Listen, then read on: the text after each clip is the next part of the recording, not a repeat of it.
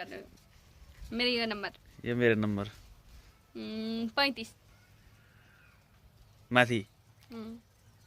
40 माथि अनि तपाईको 39 माथि 32 ए होइन माथि अब भयो भयो ल ठिक छ ल 40 नै माथि ए 43 माथि 45 तल मेरो गर्नु 46 माथि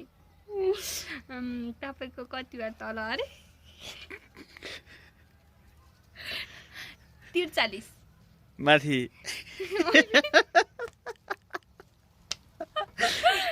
भन्नु 48 तल